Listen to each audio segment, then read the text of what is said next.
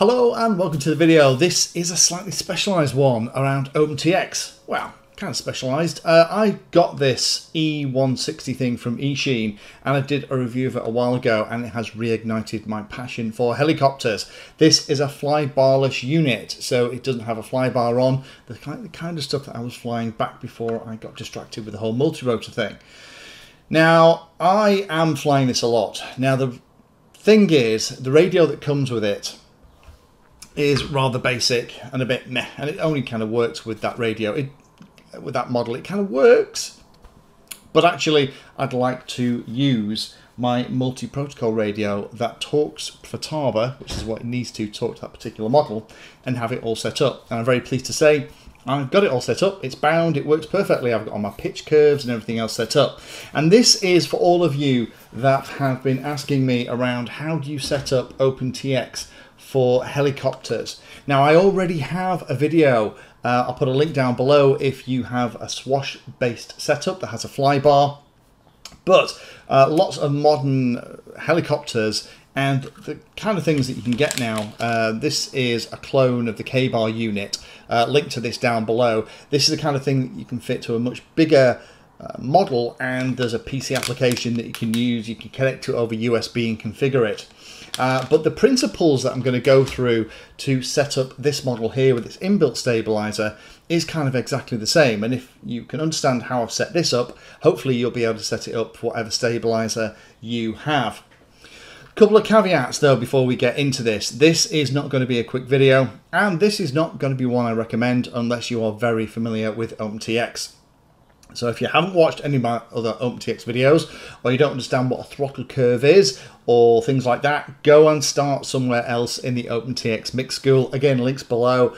It will kind of explain what all this stuff is. There is a reason that OpenTX haven't pulled their finger out and actually created an helicopter wizard setup, because there are quite a few steps if you want to do it properly. Now, I'm going to go through every single one of them in this video and show you how I've created the model that's working perfectly for this little guy. The big thing you need to have a rough idea of is which channel order you need for your stabilizer. Now, if you're using a stabilizer like this, there's a good chance that you can actually set the channels up and decide what's throttle, aileron, elevator, rudder, which is your pitch channel, and which is the gain for the stabilization. With this, I don't have that option. So I'm going to have to use the old radio and just sit and kind of work my way through the horrible menus on this and figure out how it all needs to be so we can duplicate it. What I have done is I have put the model that I'm using on here available to download. There's a link below. So if you just kind of want to download it and play with it and use that as a starter for 10, then you can. But caveat, caveat, caveat, it is not ready to fly for whichever model, unless you got one of these, I guess, in which case it probably will work fine. So let me talk a little bit about what we're going to need to set up on the radio. Now, of course, we're going to need the standard controls, because we're going to need to tell the flight controller essentially what the stabilizer is in your model. The standard things, so aileron, elevator, throttle, rudder, we're going to need those, but we are going to need some extra channels. Now, for the throttle, aileron, elevator, rudder, I would recommend that we're going to add a dual rate, which is what's on the original radio, of 80 and 100% to give us a little bit less throws to make it less twitchy, and also put some expo on those controls as well. That'll make it nicer to fly. We are going to have to add 2 extra channels. One for pitch, how much pitch is on the blades as we raise the throttle. There is a relationship between the throttle position and the pitch on the blades on a helicopter, and we are going to set that up using curves in here. And there's also one for the gain that we're going to need to set up as well. Low channel value, i.e. minus 50, is going to give us one value, which I think is the 3D mode in this particular example, and one in the other. But adding an extra switch to give you at least 2, maybe 3 sensitivities for the different modes on your flight controller is probably not a bad idea. Now again, if I was using a more complicated K-bar setup, I would set up the controls and then kind of map it all in the software. But we're going to have to do this the old-fashioned way and basically match what I've done on this radio to the original one so that I can bind it and it's all going to work. So we're going to set up a channel order of aileron, elevator, throttle, rudder, gain and pitch, and the throttle and pitch are going to have the curves. We'll come on to that in a second. The middle channel values, because this is a Futaba based radio system, middle channel values are 1520, not 1500, which is the default on OpenTX radios like this. So we'll change that too. We are going to set up the gain channel with a -50 or a low channel value for one mode, a high channel value for the other. And we're going to have to set up a couple of curves for the throttle channel for kind of normal mode or 6-axis mode. And what I used to call idle up or 3D mode. We're going to need 2 different curves for that. And we're also going to need 2 curves for the pitch channel, depending on whether I'm going to be flying in that 6-axis or normal, as I used to call it, or 3D or idle up mode. So now we've done that. Apologies that we're already kind of 5-6 minutes in and we haven't even started it yet, but I want to set that context because what we're about to do is get in the weeds a little bit with OpenTX and go through the full setup. So if you're still with me, brace yourself, get a fresh cup of tea, let's jump on the computer and I'll show you everything that I've done. So here we are in Companion. I would recommend setting up things like this in Companion. I'll put a link down below to my introduction to Companion video. Trying to do this on the radio is a real nightmare. You will drive yourself mad. This is the model that we've ended up with, and we have standard things on the inputs. The mixes look really complicated, but they're not. We've changed the middle channel values for the PPM center stuff. We don't have any logical switches and we don't really have any special functions, but we do have a couple of flight modes. So let me recreate this model from scratch and take you through everything. So what we'll do is we'll add a new model. Let's just cancel out all of that. Again, we don't really have a nice way to set up a helicopter in OpenTX. I wish the OpenTX guys would pull their finger out and create one, but hopefully this will help you figure it out. So the first thing we're going to do is we're going to go into inputs, and what we'll do is we'll add a little bit of exponential to all of these controls. Exponential is a very handy thing to have on helicopters, just makes it an awful lot less twitchy. So we'll just add, we might need more for this, put a little, about 15% on the rudder. There we go, that's pretty standard stuff. Okay, well, 20%, that'll work. In terms of the mixes, we need to make sure they're in the right order, AETR, so we're just going to drag them around. Now, I would recommend, as part of this, setting up flight modes on a switch. The reason that I like that is the flight modes actually come on the front and it'll tell you whether or not you're in 6-axis or 3D mode. So what we're going to do is we'll set it, the default flight mode, which is the default one on the radio, to 6-axis. And then we'll set flight mode 1 to be called 3D. And we'll pop that on a switch. Now the reason we're doing this is we're going to change quite a few things by switching into the different flight modes. So we're going to change both pitch curves and throttle curves at the same time. We can kind of link them all together. So what we're going to do is we'll just pick a switch. Let's have SA for the sake of argument. So when SA is not in the back position, we're going to change it. So if we simulate it, you can see here at the bottom, you can see it says 6-axis. As soon as I move it out, we go into 3D mode. Now that isn't doing anything, but what we can do is in the mixes, we can use those two flight modes to turn things on and off. So we're not going to do anything else in inputs. All the goodness is going to be in mixes, but also in curves as well. Now we want to add dual rates. So I'm going to very quickly add that in. Again, we'll decide on a switch for dual rates. Let's use SB for the sake of argument. So we'll double click on the aileron. We will take it down to 80%. We'll say when switch A is in the back position, give me 80%. Let's duplicate that, open it up, make this 100%, and say when SA is not in the back position. And then what that means, if I move this across, I'm going to move it so you can see everything on the screen. There we go. Hopefully you can see that. Because we're simulating a bigger radio, it kind of just about fits on the screen. So as I move the control around, you see channel 1, the aileron, it goes from 80% to either side, unless SA is in that position. Actually, that's the wrong one, isn't it? Want switch B. Tell you what, because switch A is doing our flight modes. This is why it's so much faster to do it on this. SB in the back position. SB is not in the back position. There we go. So what I'm going to do is I'm going to do the same as that for elevator and for rudder, and then that's going to give us the 2 switch positions. So I'm just going to do this. I'll speed this bit of the video up so you don't have to sit while I do this.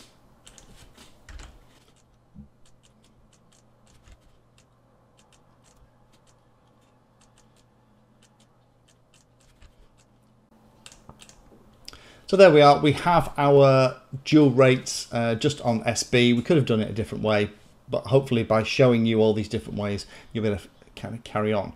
Throttle at the moment is just a linear throttle. Now we need to set up the throttles to be slightly different depending on how we want to fly. Now this is where we need to use curves. So the next thing we need to do is create our throttle curves. Now the throttle, if you remember, for normal mode went 0, 85, 85, 85, 85. Now we can't do that on here because if we did that, let me just show you what that looks like. We need this to be all the way down here. And in OpenTX, it goes from -100 to +100. So 85 in kind of a normal 0 to 100 scale is, you can't just take it across. Middle channel value in the radio that we're replacing is 50, middle channel value is 0. So what that is this is actually 70. So that's actually what the 6-axis throttle looks like if we map 0, 85, 85, 85 onto the Taranis. We'll give them a name as well. So we'll say throttle 6-axis curve 2.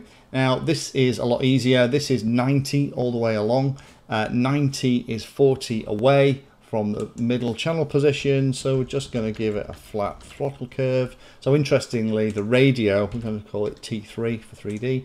The radio isn't driving the head at full speed. But that gives us 2 throttle curves. We've got one for normal and one for 3D. So 6-axis, or what I would call normal, and we've got another one for 3D, or what I would call idle up. We also, while we're in here, we need 2 other curves for the pitch. Now this is going to be a separate pitch channel that's going to tell the flight controller, stabilizer, flybarless unit how high we want the swash to be, which is going to set the pitch on the blades. So let's set this up as well. So in the middle channel position, we want it to be 50 or 0 in this instance, i.e. no pitch. And then it needs to be, so the first for 6-axis, so let's set this as pitch 6-axis. We just give it this little name so it'll help us find it later on. Again, it's a 5-point curve because that's what the original radio had. 40, then it's going to be -30. 0 in the middle, then it's going to be 20, and it's going to be 30. So that is what the pitch curve looks like from the original radio mapped into OpenTX. And then for curve 4, this is going to be the pitch for 3D. It's very similar actually. This time it is 80, that's going to be -36. Some random reason. That's 24, and then middle channel value 0 pitch, and we've got 22 and something like that. So now if we look at those 2 curves, they're quite similar. Now I would probably tweak those, to be honest, because I would want more pitch. Normally you'd have a more aggressive straight line than that, but again, this is just how it's set up on that original radio. So now we've got those curves mapped that we had in the original radio, then what we can do is use them in the mixes. So throttle weight, so what I can do, so I double click that, I can add one of those curves to the throttle. So we'll set curve and we'll set throttle 6, and we're only going to have it set for flight mode 1. Because if you remember, flight mode 1 is 6-axis, right? So if we just go and have a look in the flight modes, the default flight mode is 6-axis, that's flight mode 0, and we've just said in the mixes that flight mode 0, which is called 6-axis, has the curve throttle 6-axis connected to it.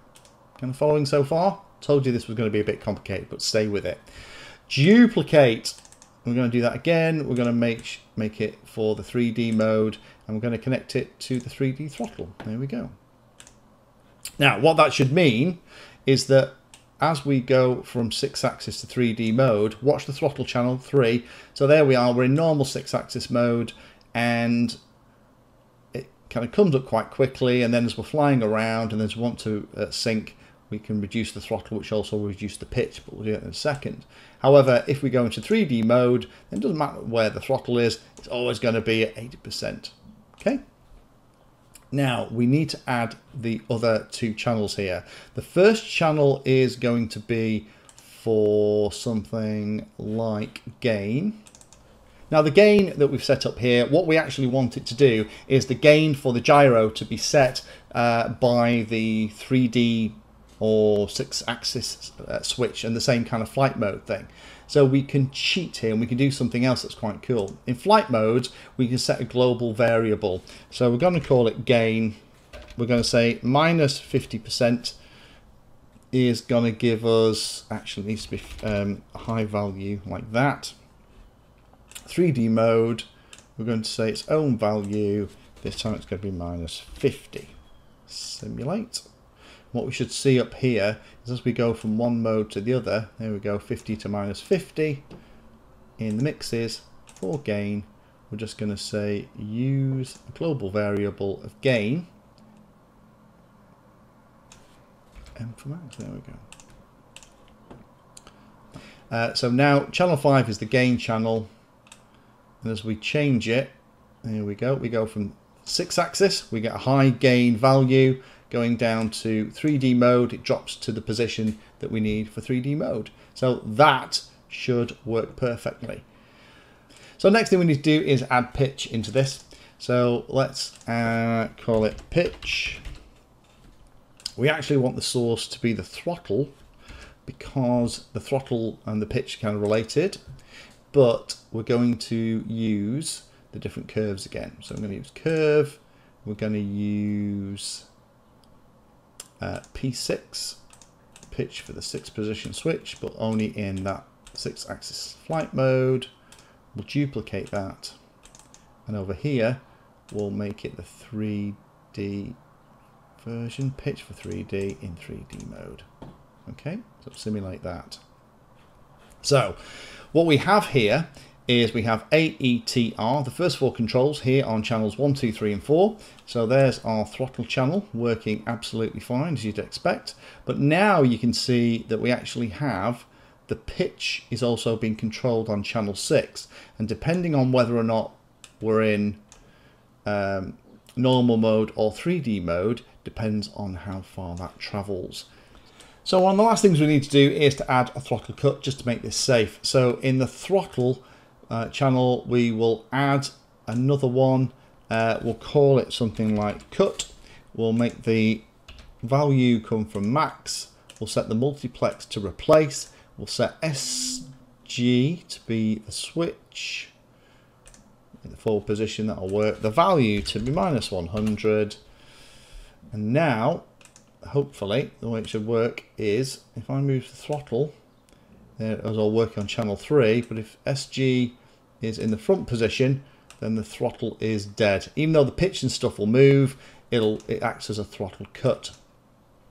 So there we are, we have set up everything. So we've set up a couple of flight modes. The flight modes are also handling the gain for the gain channel for both 3D and 6-axis. The reason we've done it that way is because it's quite cute. It actually shows you on the main screen which flight mode you're in. Then the inputs, all we did was add some expo just to make it easier to fly. The mixing was where we did all the magic. So we added dual rates onto aileron, elevator and rudder, and then we used the global value set by the flight modes to set our gain, and then we added those curves to both the throttle and then associated those with the particular flight modes they're relevant to. So by setting the flight mode via that switch, we're selecting between the throttle curve for 6-axis mode, or normal mode as I would have called it back in the day, or for 3D mode, which is going to be what I would have called idled up back in the day. So if you're still with it, well done. We went through an awful lot of stuff there in OpenTX, and I guess this is why the OpenTX guys haven't made a Lua script for heli setup, because with Flybarless, pitch curves, throttle curves, channel order, all that stuff, it's obviously in the too hard bucket, and maybe you can see why now. Again, what I've just created and what I'm using with the helicopter is available in the links below if you want to go and have a look and have a play. A couple of last tips really. First of all, you could change the pitch of the blades and kind of refine those curves for the pitch by using some kind of pitch measuring gauge.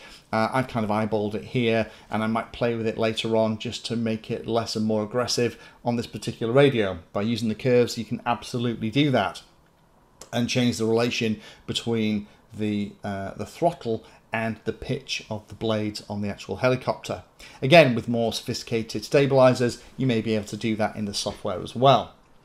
A couple of very quick tips if you're using a multi-protocol module like I am in this Radiomaster TX16S. First of all is you don't need to worry about the middle channel value on Futaba receivers that I'm using here being 1520. You can keep the middle channel value in here at 1500, and the multi-protocol module will quite cleverly take care of that automatically for you.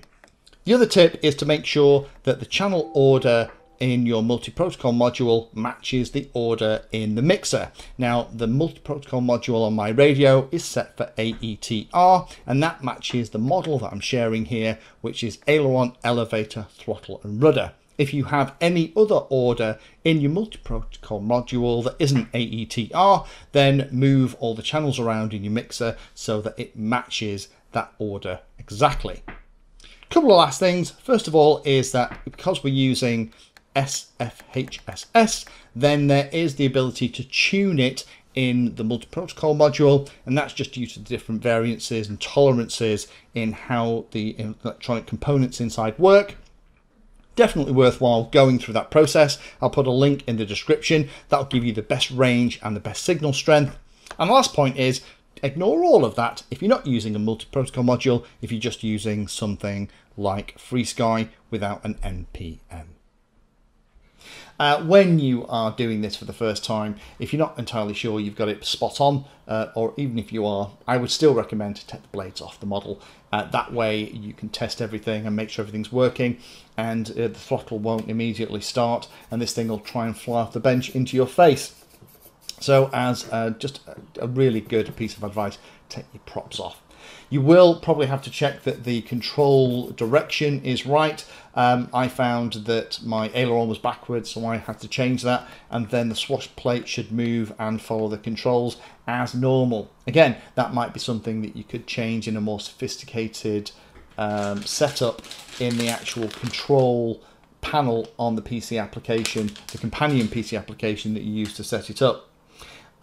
Just recheck everything, make sure you're completely happy, make sure everything is behaving okay, and when you have your first hover, be super careful in case the rudder channel needs reversing or something like that. It's hard for me to test it on this because unfortunately until it starts to move with the blades on, the gyro won't kind of initialize and start the tail rotor. The first hover, be super gentle. As soon if you feel it's doing something weird, immediately shut down and just double check all the settings.